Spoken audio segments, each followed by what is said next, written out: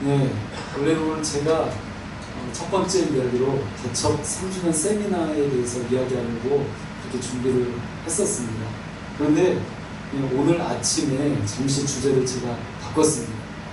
제가 오늘 아침에 일찍 일어나서 기도를 하면서 잠시 페이스북을 보게 되었는데요. 이 페이스북을 보니까 제 오래된 친구가, 이 친구는 천주교에 다니고 있는 친구 같아요. 만난 지는 굉장히 오래되었지만, 서로 만나서 대화해본 적이 굉장히 오래되었지만, 그 친구가 글을 하나 올렸습니다. 어떤 글을 올렸냐면요, 죽기 전에 가장 많이 하는 후회 탑 5.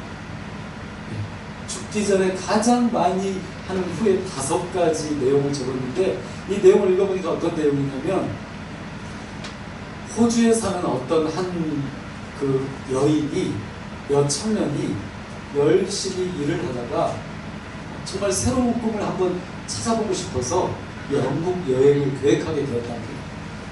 그래서 영국에 가서 여행을 하다 보니까, 오랜 시간 여행을 하다 보니까 이제 정도 떨어지고 여비들이 필요하잖아요.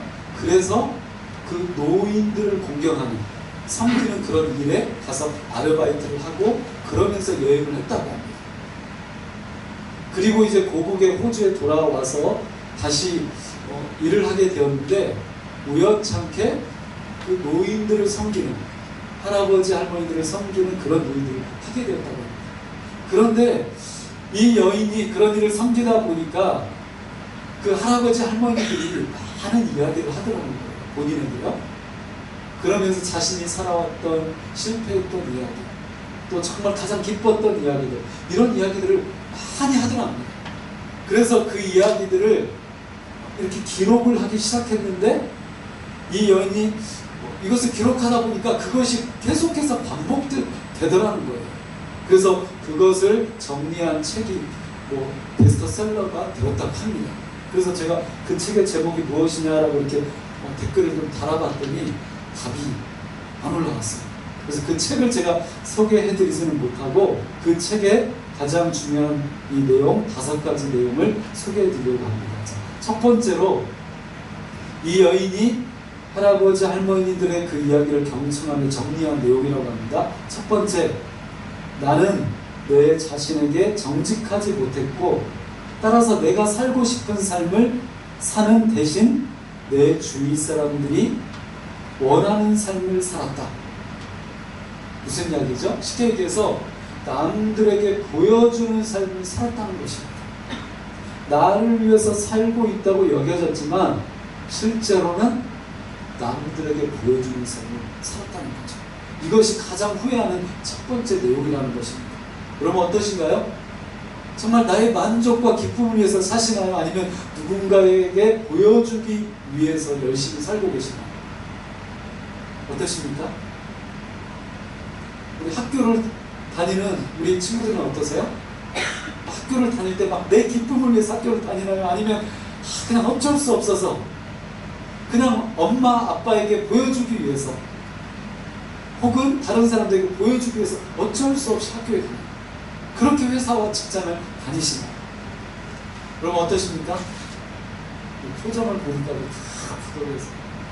네. 가장 첫 번째 후에 그들에게 보이기 위한 삶을 살았다는 것이죠. 두 번째 내용은 한마디로 이것입니다. 그렇게 너무나 열심히 일할 필요가 없었다. 그래서 이 가로 열고 이렇게 달아놨습니다. 젊을 때 그토록 열심히 일하신 우리 아버지조차 나에게 하신 말씀이다. 여러분 어떤 이야기일까요? 한마디로 말해서 대신 가족과 시간을 더 많이 보냈어야 했다라는 것이 이분들의 후회였다는 것입니다. 그러니까 그렇게 열심히 일할 필요가 없었다, 이 이야기는 일한 것에 대한 후회가 아니라 가족들과 함께 보내지 못했다라는 것에 대한 후회라는 것이죠. 그리고 세 번째, 내 감정을 주위에 솔직하게 표현하며 살지 못했다. 내 속을 터놓을 용기가 없어서 순간순간의 감정을 꾹꾹 너무나 누르며 살았다. 주변의 주위에 내 힘든 마음을 터놓고 살 친구들, 동료들이 없었단 말이죠. 가족이 있었지만 그 가족에게조차 내 마음을 꾹꾹 누르고 표현하지 못했다는 거죠. 그렇다고 해서 바가지를 막 긁으라는 그런 이야기는 아니라는 것을 여러분 아시죠? 내가 그때 바가지 막 긁어버릴 걸, 그런 이야기가 아니라 내 마음을 터놓지 못했다는 것입니다. 그리고 네 번째로 친구들과 연락하며 살았어야 한다. 다들 죽기 전에 이야기하더라고요. 이렇게 적혀 있습니다. 죽기 전에 돌아보니까 내가 그 친구에게 연락하며 살았어야 한다. 그랬다는 거죠. 친구 누구를 한 번이라도 봤었으면 얼마나 좋았을까, 이런 후회를 하더라는 것입니다. 마지막 5번째입니다. 행복은 결국 내 선택이었다. 훨씬 더 행복한 삶을 살 수 있었는데 겁이 나서 변화를 선택하지 못했다는 것입니다. 그래서 남들과 똑같은 일상을 반복하며 살았다는 것이죠. 그래서 그 끝에 추가되는 그 내용이 있습니다. 돈을 더 벌었어야 했는데, 궁궐 같은 집에서 한번 살았어야 했는데, 좋은 고급차 한번 타봤어야 했는데, 애들을 더 엄격하게 키웠어야 했는데, 이렇게 말한 사람은 단 한 사람도 없었다는 것입니다.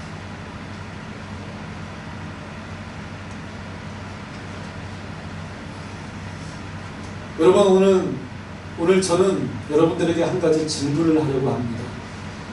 지금 내가 가지고 있는 가장 소중한 물건은 무엇인가? 직접 한번 여쭤보려고 제가 오늘 질문을 준비했습니다. 지금 내가 가지고 있는 가장 소중하게 여기는 물건은 어떤 것이 있을까요? 다 다를 것 같아요. 자, 지희에게 먼저 한번 좀 물어볼게요. 지희야, 지희는 어떠니? 지희가 가장 소중하게 여기는 물건 어떤 것이 있니? 네? 뭐라고? 생명? 생명이요? 물건. 내가 가지고 있는 것 중에 가장 소중히 여기는 것. 뭐가 있지? 생명은 너무 소중하죠. 그렇죠? 지가 이렇게 생명을 소중하게 여기고 있어요. 또 물건, 가지고 있는 물건 중 핸드폰, 스마트폰, 그렇죠. 스마트폰. 굉장히 좋습니다. 여러분들에게 한번 또 여쭤볼게요. 누구한테 한번, 혜미는 어떤 것이 가장 소중하니? 그냥 생각나는 거.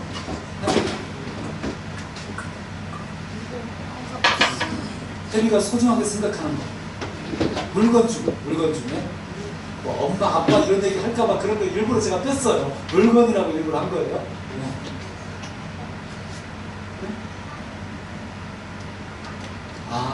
태블릿 PC.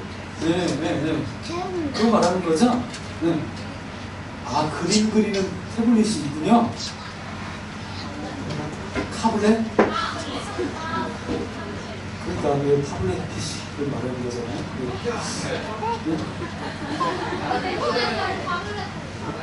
타블렛하고 달라요? 태블렛하고 타블렛하고 다른 거예요? 그런가요? 저는 똑같은 개념으로 하는데, 저기 IT 업계에 근무하시는 우리 동료분들 두 분께 한번 여쭤보겠습니다. 그런가요? 아무튼 어찌됐건 아무튼 그림을 그리는 그 혜미가 가지고 있는 특별한 타블렛이 있다고 합니다. 그게 소중하다. 그렇군요. 먼저 좀 구경 좀 한번 시켜주세요. 아마 기안 84가 막 이렇게 그림 그리는 거 있더라고요. 그런 종류. 오케이? 알겠습니다. 자, 이제 한번 우리 청년분들에게 한번 여쭤보도록 하겠습니다. 청년분 중에 윤희자매님? 윤희자매님 한번 가장 소중한 물건 뭐가 있나요? 지갑. 지갑에 뭐가 들어있죠? 카드도 들어있을 거고, 네. 아마 그 남친의 또 사진이 들어있는지도 모르겠어요. 네. 네, 지갑. 네, 좋습니다. 네, 여기 뒤에 네, 사무 형제님. 탁구채. 네, 네. 탁구채가 네, 네, 굉장히 소중하죠. 그렇죠? 네, 탁구 굉장히 네, 소중하게 여기시는 걸 알고 있습니다. 네. 그 다음에 이제 작년부로 한번 네, 가서 어른들께 한번 여쭤보도록 할게요. 자, 장로님에게 가장 소중한 물건 어떤 것이 있으신가요? 물건은 없습니다. 아니, 장로님, 제가 그렇게 말씀하실까봐 일부러 다른 것을 뺐고요. 네, 그래서 일부러 물건이라고 말씀드렸어요. 하나 한번 말씀하셔야 됩니다. 없으셔도. 소중한 물건은 하나도 없어요. 네. 자, 권사님께 그럼 패스를 하겠습니다. 권사님. 네.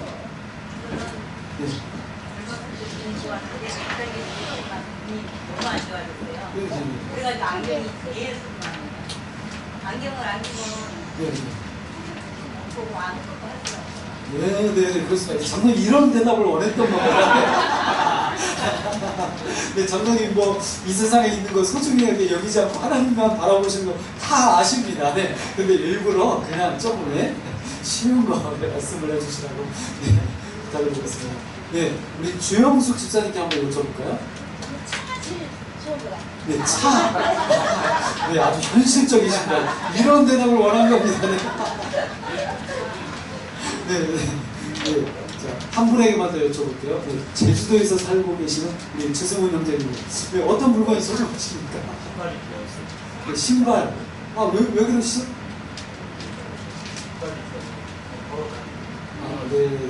네, 막 급조한 느낌이 들지만, 네, 그렇습니다. 신발이 없이 우리가 어떻게 살아갈 수 있겠습니까? 네, 여러분, 저는 지난번에 이런 말씀을 드린 적이 있습니다. 죽전하면 무슨 얘기가 떠오르시나요? 죽기 전에 한번 살아봐야 될 것. 수지. 네, 수지 맞은 거. 네, 그래서 분당을 가리켜서 천당 밑에 분당이라고 합니다. 판교는 또 뭐라고 하던데요? 판교 뭐라고 또 하더라고요. 아무튼 뭐 분당 위에 판교, 분당 위에 뭐 판교라고 이렇게 얘기하더라고요. 그 다음에 광주에 살고 계신 여러분, 분당 옆에 광주. 이렇게 이야기합니다. 여러분, 우리가 왜 이런 수식어들을 이렇게 붙이는 것일까요? 그것은 바로 우리가 이 땅을 살아가면서 소유에 대한 관심이 있기 때문입니다. 한마디로 말해서 내가 많은 것을 소유해야 행복하다는 것입니다. 행복의 조건은 소유입니다. 모든 사람이 그렇게 이야기한다는 것이죠. 아까 장로님 말씀해 주셨지만 장로님 같이 이렇게 인생을 여러 날 살아보니까 내가 가진 소유들이 참 의미 없는 것이다. 저 하늘에 있는 하나님의 영광, 하나님의 나라, 그 진리가 더 소중하고 가치 있는 것이다. 이렇게 말씀하시는 분들도 계시지만 보편적으로 하나님을 믿는 수많은 사람들도, 기도하며 예배하며 살아가는 많은 사람들도 똑같이 무엇에 관심이 있습니까? 소유에 관심이 있습니다. 여러분, 저도 마찬가지입니다. 저도 지금 아이폰 6 플러스를 쓰고 있는데요. 업그레이드 하고 싶어요. 아이폰 X 사용하고 싶어요. 최신폰으로 빨리 바꾸고 싶어요. 저 지금 막 노트북 고장나가지고 전 석주 형제가 버린 거, 지금 이거 제가 받아가지고 버린 건 아닙니다. 저에게 준 거예요. 집에서 고장났다고 안 쓰는 거 있다고 그래서 제가 달라고 해서 제가 받은 거. 이거 쓰고 싶지만 저도 맥북 막 쓰고 싶어요. 사과 그림 여기에 막 그려져 있는 거 저도 쓰고 싶어요. 그렇습니다. 저도 더 좋은 차 타고 싶고 그런 욕망이 정말로 있습니다. 솔직한 마음. 여러분 마치 없으신 것처럼 거룩한 얼굴로 앉아 계시면 안 됩니다. 제가 왜 오늘 이 말씀을 드리냐면요, 오늘 읽은 말씀에 이와 관련된 이야기가 나오고 있기 때문입니다.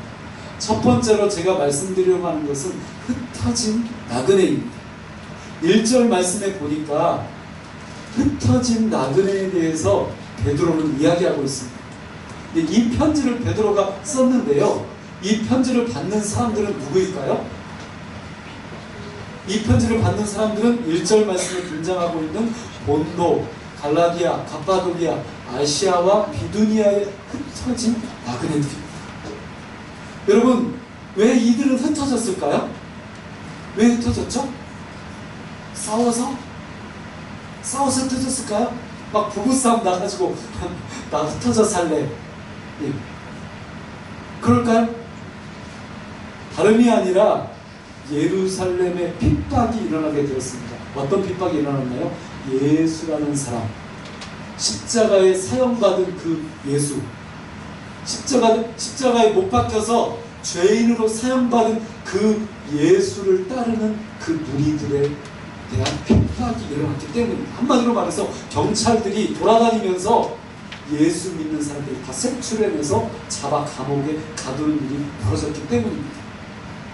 정치적으로 이런 일이 아주 집단적으로 동시에 벌어졌기 때문입니다. 그래서 많은 예수를 따르는, 예수를 믿는 많은 사람들이 각기 다른 지방으로 흩어지게 되었던 것이죠. 그래서 베드로 사도가, 예수님의 제자였던 이 베드로가 흩어진 나그네들에게 이 편지를 쓰고 있습니다. 그런데 이 편지를 쓰고 있는 이 흩어진 나그네들에게 무슨 이야기를 하고 있나요? 자, 2절 말씀 함께 다시 한번 읽어주세요. 앞에 화면에도 나와 있습니다. 2절 함께 읽겠습니다. 시작. 곧 하나님 아버지의 위대하심을 따라 성령이 거룩하게 하심으로 순종함과 예수 그리스도의 이름으로 위하여 택하심을 받은 자들에게 현재하니 은혜와 평강이 너희에게 더욱 많은지어다. 네, 다시 한번 이 말씀을 들여다보니까 어떻게 이야기하고 있나요? 이 흩어진 나그네들에 대해서 이 베드로가 이야기하고 있는데 세 줄로 제가 이렇게 일부러 밑줄을 그었습니다. 이 흩어진 나그네들에 대해서 베드로가 이야기하고 있는 것은 굉장히 아주 심오한 그런 진리가 있습니다. 특별히 먼저 이야기하고 있는 것은 하나님 아버지의 미리 아심이라고 이야기하고 있습니다. 두 번째, 성령이 거룩하게 하심. 세 번째, 예수 그리스도의 핏뿌림. 여러분, 뭐가 느껴지시나요? 힌트 드릴게요. 뭐가 느껴지십니까? 3. 그렇죠. 삼위일체가 다 캐치가 되셔야 됩니다. 하나님, 성령님, 예수님. 네, 삼위일체로 이야기하고 있다는 것입니다.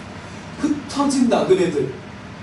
한마디로 말해서 이 흩어진 나그네들은 지금 아주 좋은 문장을 갖다 붙여놨지만 실제로 이야기하면 무엇인가요? 집도 절도 없는 사람. 주일날 절에 대해서 제가 얘기해 좀 죄송합니다. 그런데 한마디로 말해서 집도 절도 없는 사람. 네, 그런 사람들이에요. 그런데 이 사람들에 대해서 어떻게 이야기하고 있습니까? 하나님 아버지의 미리 아심을 따라 두 번째, 성령이 거룩하게 하셨다. 그리고 세 번째, 예수 그리스도가 핏뿌림을 얻기 위해서, 예수님이 피를 뿌려주시기 위해서 택하심을 받은 자들이라고 이렇게 표현하고 있습니다. 한마디로 말해서 삼박자, 성부, 성령, 성자께서 그들과 함께하고 계시다. 여러분, 이렇게 말하고 있다는 것입니다. 한마디로 말해서 내가 집도 절도 없이 살아가고 있는데 베드로가 편지를 내서 너는 성령님이, 하나님이, 예수님이 함께 하고 계셔 라고 말하고 있다는 거죠. 그런데 여기에서 아주 우리가 주목해야 될 것은 하나님께서 미리 아셨다는 것입니다. 무슨 이야기죠, 여러분? 흩어질 줄을, 집도 절도 없이 나그네가 될 줄을 아셨다는 것이죠. 그리고 그럼에도 불구하고 성령이 거룩하게 하셨다는 것입니다.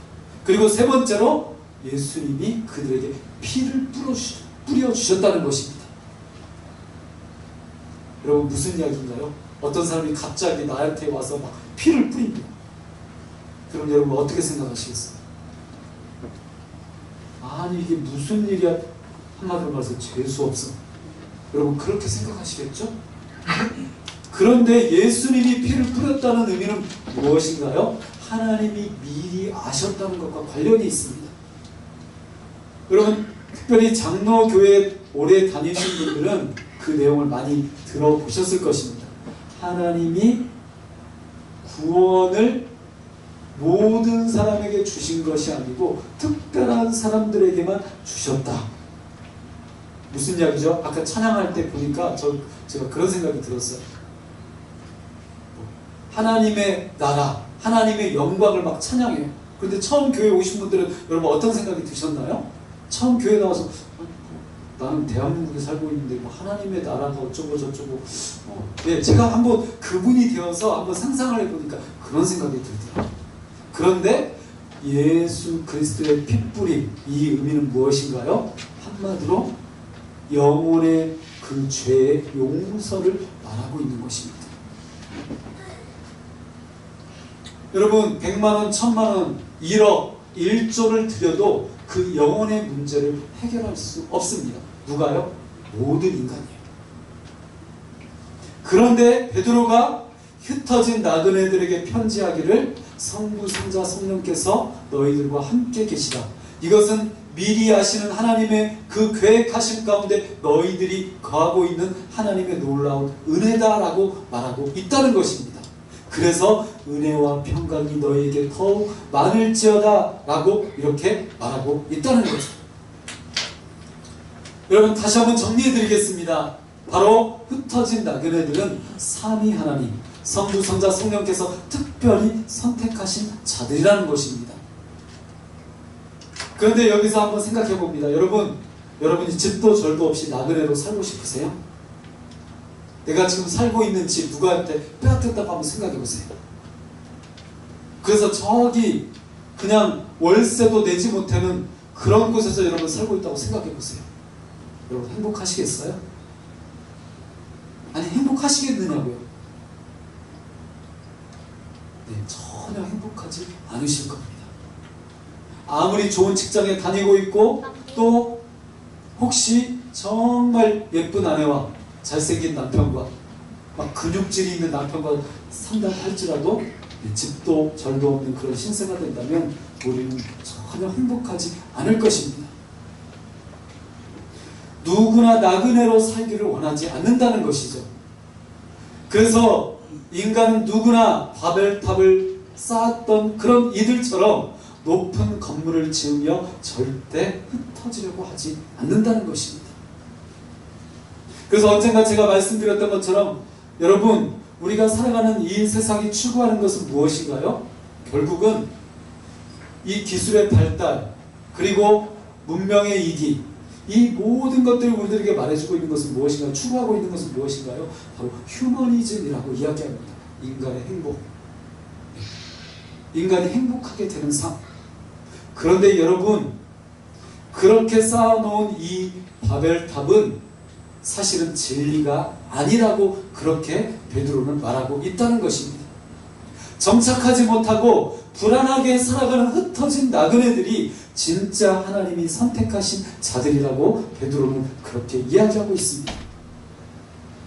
여러분 이 이야기는 우리들에게 무엇을 말해줍니까? 세상의 부요함과 정착과 안전을 의지하지 않고 예수 그리스도를 완전한 진리로 받아들여 그 복음 때문에 그 진리 때문에 기꺼이 나그네로 살아가는 자들이 진짜 그리스도인들이라는 것이죠. 한마디로 말해서 내가 모든 것을 다 잃어버려도 행복할 수 있느냐는 것입니다. 진짜 예수라는 그 이름 때문에 행복할 수 있느냐 하는 것입니다. 그것이 흩어진 나그네를 대변해주는 가장 중요한 말씀입니다. 여러분 그런데 실제 그런 분들이 있습니다. 우리 교회에도 있습니다. 우리 공동체 가족들 가운데도 그런 분들이 있습니다. 다 잃어버렸어도 하나님 때문에 행복하신 분, 예수님 때문에 행복하신 분, 그것 때문에 기꺼이 세상의 일들을 내려놓고 포기할 수 있는 내 많은 소유들을 기꺼이 내려놓을 수 있는 분들이 여러분들 가까이 우리 교회 공동체 가족들 가운데 계십니다. 여러분 그런데 그들이 가장 중요한 하나님께서 특별히 선택하신 자들이라고 베드로는 이야기하고 있습니다.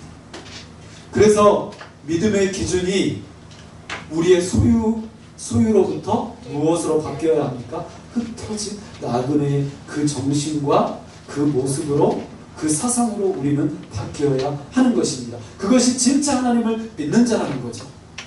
두 번째로 이 내용을 말씀드리려고 합니다. 우리 3절과 4절 말씀을 함께 읽도록 하겠습니다. 3절과 4절입니다. 시작.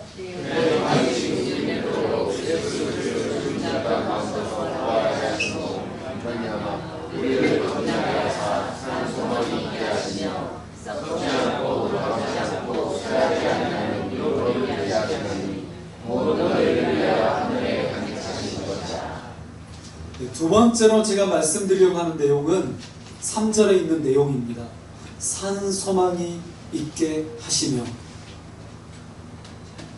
여러분, 여기에서 산 소망이라고 이야기하고 있는데 도대체 소망이 죽은 소망도 있고 산 소망도 있는가? 우리 이런 생각을 한번 해보게 됩니다. 한마디로 말해서 진짜 소망이 무엇이지? 나는 무엇을 위해서 살아가고 있지? 이런 생각을 한번 해보게 됩니다. 그런데 오늘 3절, 4절, 5절에서 이야기하고 있는 산 소망은 어떤 것입니까? 제가 노란색으로 표시해 드렸는데요. 첫 번째로 우리를 거듭나게 하사. 거듭난 사람이 산 소망을 가진 사람들이라는 것입니다. 그리고 유업을 잇는 사람. 세 번째로 5절 말씀 보니까 보호하심을 받는 사람. 이 세 가지의 내용에 대해서 이야기하고 있습니다. 한마디로 말해서 3절 말씀 보니까 예수 그리스도를 죽은 자 가운데서 부활하게 하심으로 말미암아, 이 내용을 우리는 먼저 기억해야 합니다. 무슨 내용이죠? 처음 교회에 나오신 분들은 아니, 사람이 죽었다가 다시 살아날 수 있나? 부활할 수 있나? 이것은 그냥 신화의 이야기 아닌가? 그냥 전설 같은 이야기 아닌가? 우리는 이렇게 생각할 수 있습니다. 그런데 성경이 틀림없이 확실하게 여러 번, 그리고 구약의 수많은 선지자들이 계속해서 예언하고 있는 것은, 그리고 그것이 실제 이스라엘의 그 역사 가운데 실현된 것은 어떤 것인가요? 예수 그리스도라는 한 청년이, 30세의 청년이 자신을 메시아라고, 하나님이라고 이야기했다는 것입니다. 그런데 그가 예언자들의 그 말씀대로, 하나님의 말씀대로 십자가에서 죽게 되었고 3일 만에 다시 살아났다는 것이 이 성경의 핵심 포인트입니다. 그런데 사도 베드로가 고기를 잡고 있었던, 그것이 직업이었던, 한마디로 조금은 어떤 의미에서 좀 무식했던, 우악스러웠던 이 베드로가 아주 심오한 진리에 대해서 이야기하고 있습니다. 어떻게 이야기하고 있습니까? 예수 그리스도를 죽은 자 가운데서 부활하게 하심으로 말미암아 우리를 거듭나게 하사. 무엇이죠? 거듭난 사람, 다시 태어나지 않은 사람은 산 소망이 없는 사람이라는 것입니다. 여러분, 니고데모의 이야기를 기억하시죠? 니고데모라는 사람이 예수님에게 이 이야기를 듣자, 거듭나야 한다라는 말을 듣자 니고데모가 예수님에게 질문합니다. 어떤 질문을 하죠? 아니, 그러면 선생님, 내가 다시 엄마 뱃속에 들어갔다 다시 나와야 됩니까? 다시 태어나야 된다고 말하니까, 거듭나야 된다고 말하니까 그렇게 질문합니다. 그런데 예수님이 말씀하신 것은 무엇이죠? 그것이 아니다. 성령과, 하나님의 성령과 무엇으로? 하나님의 성령과 그 물로서 우리는 거듭나는 것이다 라고 이야기합니다. 여러분, 무슨 이야기죠? 한마디로 말해서 예수님을 믿게 되면 놀라운 영적 일들이 일어난다는 것입니다. 눈에 보이지 않지만 놀라운 영적인 변화가 일어난다는 것이죠. 새로운 눈을 뜨게 된다는 것이죠. 다시 살아나게 된다는 것이죠. 이것은 굉장히 신비스러운 일입니다. 말이나 글로서 사실 설명할 수 없는, 내가 직접 경험해야 하는 놀라운 영적인 신비스러운 사건입니다. 그런데 사도 베드로가 바로 이 거듭남이 있는 사람이 산소망이 있는 사람이다 라고 이야기합니다. 다시 정리해 드리도록 하겠습니다. 산소망이 있는 자는 어떤 사람입니까? 첫 번째로 거듭난 사람, 예수 그리스도를 믿음으로 다시 태어난 사람, 새로운 나라, 새로운 세계를 바라보는 사람, 이 사람이 산소망이 있는 사람입니다. 그리고 두 번째로 유업을 잇는 사람. 여러분, 유업을 잇는다는 말은 무슨 말인가요? 한마디로 상속을 생각하면 됩니다. 부모님에게 무엇인가 상속받는 사람은 얼마나 행복한 사람입니까? 많은 재산을 상속받는다고 생각해 보세요. 얼마나 기쁜 일입니까? 그렇죠? 그런데 이 나라, 이 하나님의 나라를 상속받는 자, 이런 자들이 산소망이 있는 자이고 흩어진 나그네라는 것입니다. 그리고 마지막으로 하나님의 능력으로 보호하심을 받는 사람. 여러분, 제가 뒤에도 말씀을 드리겠지만 이 보호하심이라는 이 단어는 사실 군사적인 용어입니다. 한마디로 군대가 보호해준다는 것입니다. 여러분, 내가 막 어떤 위협을 받고 있는데 형사들이 막 나를 따라다녀요. 보호해줘요. 그런다고 생각해보세요. 얼마나 든든하겠습니까? 총을 가진 형사들이 막 나를 보호해줘요. 바디가드가 막 나를 막 24시간 막 함께 해주는 거예요. 여러분, 그러면 얼마나 든든하겠습니까? 그런데 하나님이 이렇게 보호해 주신다는 것입니다. 누구를요? 거듭난 사람, 상속을 받는 사람, 흩어진 나그네들에게 바로 진짜 산소망을 주신다는 것이죠.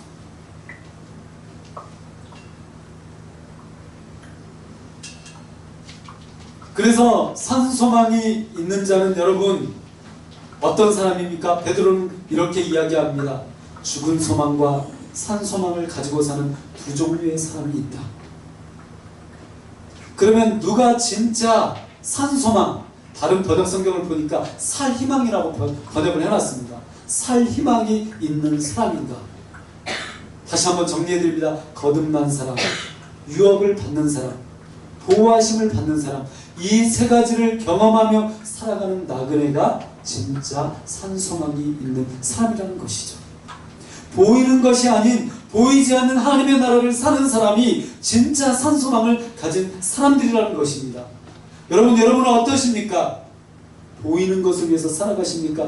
보이지 않는 저 영원한 나라, 영원한 그 진리를 위해서 실제로 살아가고 계십니까? 마지막으로 말씀을 나누도록 하겠습니다. 우리 4절 말씀을 함께 읽도록 하겠습니다. 4절입니다. 시작. 썩지 않고 더럽지 않고 쇠하지 않는 눈으로 이렇게 하시니 온 너희를 위하여 하늘에 간직하신 것이다. 여러분, 마지막으로 제가 나눌 말씀은 4절에 있는 말씀입니다. 유업을 잊게 하시나니. 그러면 어떤 유업을 잊게 하신다는 말인가? 네, 최영삼 교수님께서 지난 주일에 오셔서 말씀해 주셨던 그 내용입니다. 썩지 않고 더럽지 않고 쇠하지 아니하는. 한번 따라서 해볼까요? 썩지 않고 더럽지 않고 쇠하지 아니하는. 썩지 않고 더럽지 않고 쇠하지 아니하는. 한 번만 더 읽어주세요. 시작. 썩지 않고 더럽지 않고 쇠하지 아니하는. 네, 흩어진 나그네들이 상속을 받는 것은 세상과는 본질적으로 전혀 차원이 다른 것입니다. 영원한 상속, 영원한 유업을 말하는 것입니다. 여러분, 그래서 우리는 성경을 통해서 하나님을 발견합니다. 왜냐하면 하나님께서 우리에게 주신 계시는 두 가지 종류입니다. 첫 번째로 일반 계시가 있고 특별 계시, 일반 계시, 특별 계시, 이 두 가지 종류가 있습니다. 일반 계시는 무엇이죠? 일반 계시는 그냥 자연을 통해서 바라보는 하나님의 계시입니다. 네, 그런 말이 있죠. 네, 중이 아주 높은 산을 걸어가다가 낭떠러지 같은 데서 이렇게 가다가 갑자기 탁 넘어졌는데 어이쿠 하나님, 그랬다는 겁니다. 네, 여러분, 이것이 말해주는 그 의미는 무엇이죠? 네, 사람의 그 영혼 가운데 하나님의 영이 거하신다는 것입니다. 파스칼은 그렇게 이야기했다고 하죠. 사람이 허무함을 느낀다. 왜 허무함을 느끼는가? 바로 그 허무함을 느끼는 자리가 하나님의 빈자리다. 하나님이 인간을 창조하셨고 함께 더불어 교제하며 살았는데 그 하나님을 버린, 하나님을 떠난 그 인간의 빈자리, 그것이 허무의 자리라고 파스칼은 그렇게 이야기한다는 것입니다. 그런데 하나님이 특별 계시로 말씀해 준 내용은 무엇입니까? 인간의 언어로, 인간의 글로 말씀해 준 내용이 바로 성경입니다. 그래서 베드로가 쓴 이 편지, 이것을 우리는 성경이라고 말하는 것이죠. 그런데 이 편지의 내용 가운데 아주 깊은 진리가 담겨있기 때문에, 하나님의 말씀이 담겨있기 때문에 이것을 진리라고 이야기한다는 것입니다. 그래서 베드로가 말해주고 있는 이 상속은, 이 유업을 잇는다는 것은 무엇입니까? 영원한 상속, 영원한 유업입니다. 그런데 이것은 사람이 준비한 것이 아니고 하나님이 직접, 하나님이 미리 준비해 두신 것이라는 것입니다. 그래서 4절 말씀에 보니까, 마지막 말씀에 보니까 곧 너희를 위하여 하늘에 간직하신 것이다. 한마디로 무슨 이야기죠? 하나님이 미리 하늘에 준비하신 것이다. 이렇게 말하고 있다는 것입니다. 말씀을 정리하도록 하겠습니다. 여러분, 유업을 잇는 자는 어떤 사람입니까? 네, 헬라어로 썩지 않고, 이 단어는 아프다르톤, 이렇게 이야기합니다. 그리고 더럽지 않고, 헬라어로 아미안톤, 쇠하지 아니하는 아마란톤, 이렇게 이야기합니다. 여러분 비슷하죠? 이 단어의 좀 이 발음들이 비슷하죠? 그렇죠? 썩지 않고 더럽지 않고 쇠하지 않는다. 이것을 그 최영상 교수님의 이야기를 한번 반대로 한번 생각해 보겠습니다. 썩지 않고의 반대는 무엇이죠? 썩는다.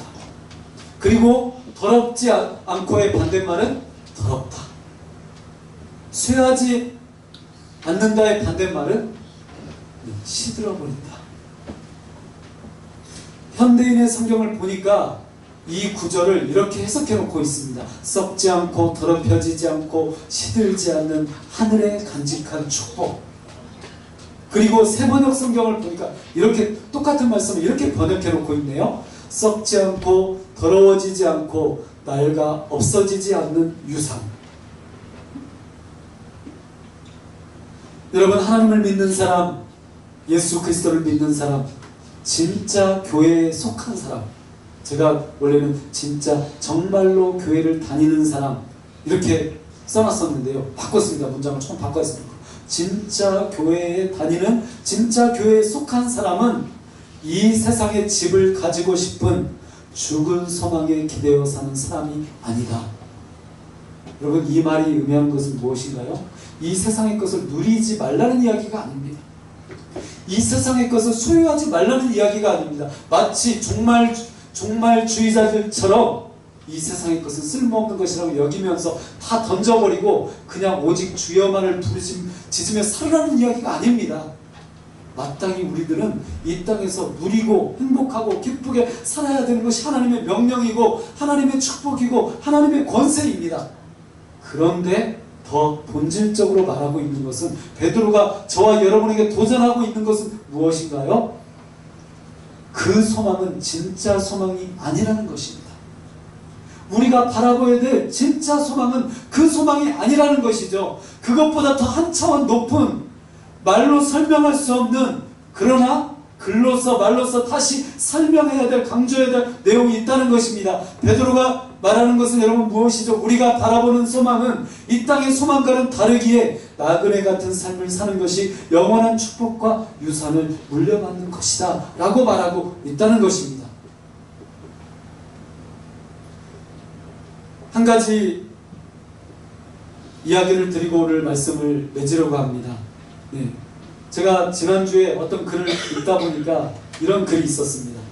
한 목사님이 쓰신 글이에요. 네.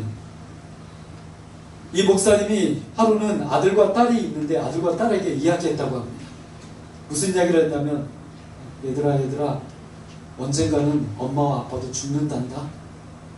네. 그 뉴스에 한 기사가 났는데 그 기사를 보면서 이야기를 했다는 거예요. 그래서 이 아들과 딸이 이 이야기를 처음에는 좀 심각하게 듣는가 싶더니 네. 엄마도 죽어? 아빠도 죽어? 죽어. 그러더니 그렇게 말하더라는 것입니다. 아빠, 그럼 이 집 내가 가져도 돼? 여러분, 아들의 관심은 아빠의 죽음이 아닙니다. 어떤 것이 관심이죠? 집에 있습니다. 모든 아들이 그렇다는 건 아니에요. 제가 일부러 이걸 설명하기 위해서 이 이야기를 가져온 거죠. 예. 아무리 말씀을 들어도 여러분, 우리의 관심은 실상 어떻습니까? 무엇에 관심이 있는 거죠? 우리의 소유에 관심이 있습니다. 그래서 내가 더 많이 가지기 위해서 하나님을 믿고, 내가 더 많이 가지기 위해서 하나님께 기도하고, 내가 더 많이 소유하기 위해서 하나님을 예배하고, 이것이 지금까지 우리의 신앙생활이었다는 것이죠. 그래서 여러분, 그렇게 된 결과가 어떤 것입니까? 오늘날 수많은 현대인들이 교회를 가리켜서 어떻게 이야기합니까? 기독교를 어떻게 이야기하죠? 개독이라고 부릅니다. 여러분, 듣기 마땅한 이야기죠? 우리가 경험한 이야기입니다. 얼마나 수많은 교회들이 세습을 버젓이 행하고 있고, 세상 사람들도 자신의 그 기업을 자기 아들에게 잘못 물려줄 때 얼마나 질타합니까? 그렇죠? 얼마나 법이 그것을 규제하고 있습니까? 그런데 유일하게 그 법의 규제를 받지 않는 곳, 그 무풍지대가 어디입니까? 교회입니다. 그래서 사람들이 교회를 가리켜서 개독이라고 이야기합니다. 여러분, 그런데 베드로는 썩지 않고 더럽지 않고 쇠하지 아니하는 바로 그 나라, 바로 그 영원한 나라를 바라보는 사람이 누구라고 이야기합니까? 흩어진 나그네라고 이야기합니다. 아무리 말씀을 들어도 우리의 관심은 십자가의 죽음과 부활이 아닙니다. 그러므로 여러분, 이것에 대해서 우리는 가슴을 치고 통탄해야 합니다. 그래서 여러분, 지금도 그렇게 묻는 분들이 간혹 계십니다. 왜 목사님은 세습에 대해서 이야기하고 세습하면 안 된다, 뭐 그런 영상 계속해서 보여주고, 왜 지금까지 3년 동안 한 얘기 또 하고 또 하고 또 하나? 여러분, 저는 정말 이런 이야기를 들으면 가슴을 치지 않을 수 없습니다. 왜 우리는 이런 교회를 세워야 된다고 그렇게 이야기하는 것입니까?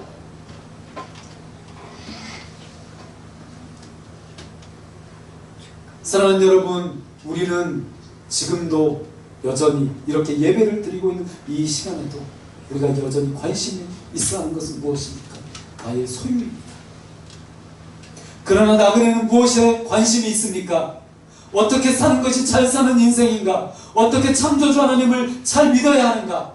그리고 어떻게 복음을 전하고 어떤 교회를 세워야 하나? 여러분, 그래서 흩어진 나그네들은 그것에 관심을 두었던 것입니다. 그래서 간혹 하나님을 알지 못하는 세상 사람들이 그렇게 이야기합니다. 교회에 간다고 뭐 돈이 나오나 무엇이 나오나? 돈은 안 나오겠죠. 다른 것도 안 나올지 모릅니다. 그런데 무엇이 나옵니까? 그곳에서 진리가 나온다는 것입니다. 여러분, 이 진리는 돈으로도 살 수 없는 것입니다. 내 영혼과도 맞바꿀 수 없는 것입니다. 그냥 내가 하나님을 만나고 깨닫고 아는 것입니다. 결국 내가 선택해서 얻을 수 있는 것이 아니고 어떤 의미에서 하나님이 나에게 보여주셔야만, 열어주셔야만 볼 수 있는 것이 바로 이 진리입니다. 그러므로 여러분, 나그네의 관심은 자기 자신이 아니라 하나님과 그의 나라, 그의 교회에 소망을 둡니다.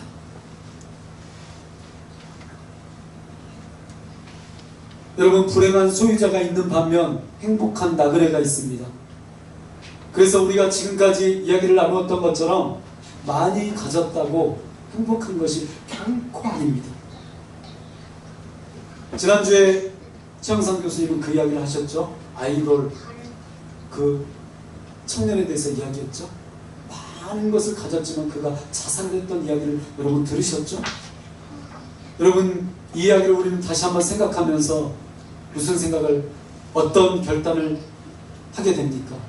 우리의 욕심과 우리의 소유를 내려놓는 사람이 진짜 행복한 사람이라는 것입니다.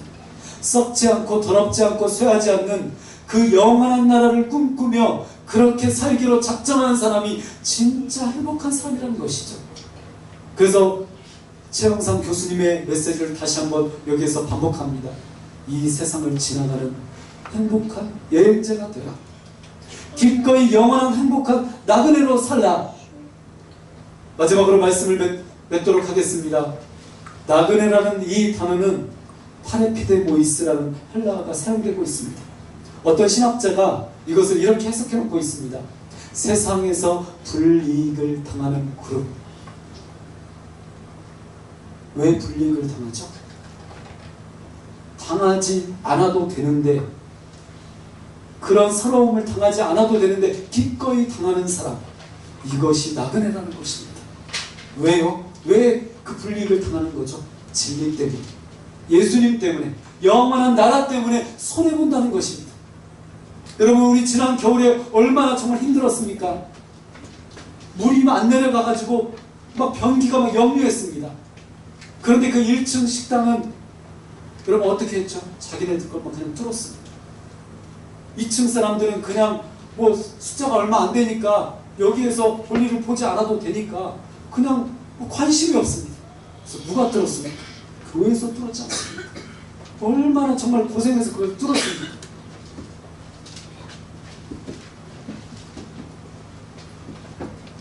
그러면서 우리가 어떤 것을 주장했습니까? 1층에서 저 밑에까지 계단을 닦으면서 우리는 2층, 1층에 사는 분들에게 요구하지 않습니다. 왜 요구하지 않는 거죠? 멍청해서 그런가요? 그럴 수도 있습니다. 그런데 이 멍청함은 행복한 나그네이기 때문에 당하는 불이익을 당하는 그런 진리와 권력이 있다는 것입니다.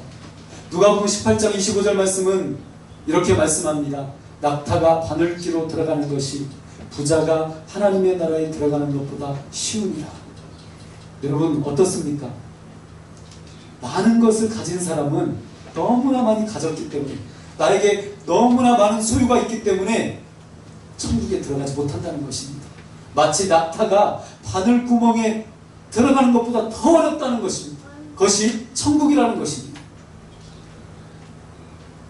사랑하는 여러분, 세상이 추구하는 행복은 썩고 더럽고 시들어버리는 것입니다. 그러므로 혹시 오늘 처음 예배에 참여했어도, 그리고 수많은 예배를 드렸어도 여러분 생각하십시오. 영혼을 위해서 사십시오. 그리고 그 영혼을 위해서 살기 때문에, 그 진리를 위해서 살기 때문에 오늘 불이익을 당하십시오. 기꺼이.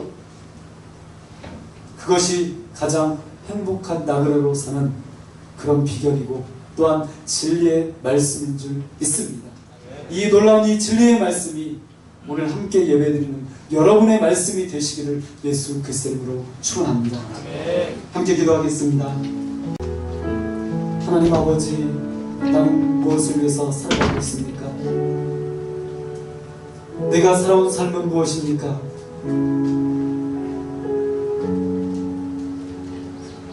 정말 하나님은 존재하는 것입니까? 영원한 나라가 있는 것입니까? 하나님, 이것에 대해서 내가 완벽하게 알지 못하여도, 완벽하게 깨닫지 못하였다고 하여도 오늘 베드로의 말에 귀 기울이게 하여 주시옵소서. 흩어진 나그네가 진짜 행복한 나그네라는 것을 깨닫게 하여 주시옵소서. 세상이 추구하는 행복을 잠시 내려놓고 썩고 더럽고 시들어버리는 하나님, 그 세상의 기쁨과 유익을 잠시 내려놓고 영원한 나라, 불이익을 당해도 좋은 나라, 그래도 행복한 나라, 그 영원한 행복한 나그네로 살아갈 수 있는 믿음을 나에게 허락하여 주시옵소서. 나와 함께하여 주시옵소서. 우리 다 함께 하나님께 기도하며 나갔으면 좋겠습니다. 함께 기도하겠습니다. 살아계신 하나님, 나의 마음을 하나님 앞에 고백합니다. 나의 마음을 하나님께 말씀드립니다. 살아계신 아버지 하나님, 우리가 이렇게 힘겹게 살아가고 있는 이 세상 속에서 우리는 많은 것들을 추구하지만, 많은 기쁨과 행복을 원하지만, 아버지 하나님, 베드로의 이 말씀을 통하여, 이 권면을 통해 하나님, 썩고 더럽고 시들어버리는 이 세상의 소망보다 하나님, 영원한 하나님의 나라, 영원한 그 진리를 위해 다시 한번 내 마음을, 하나님, 내 인생을 하나님께 내려놓고 내 삶이 하나님께 나가기를 소원합니다. 오늘 이 시간 이 세상을 살아가는 내 영혼 가운데 말씀하여 주시고, 하나님, 이 말씀으로 도전하여 주시고, 이 베드로의 이 진리 가운데, 베드로가 선포한 이 말씀 가운데 다시 한번 내 영혼이 나아갈 수 있는 놀라운 은혜를 허락하여 주시옵소서. 썩지 않고 더럽지 않고 시들지 않는 영원한 하나님의 나라를 바라보게 하여 주시옵소서. 예수 그리스도의 이름으로 기도하옵나이다. 아멘.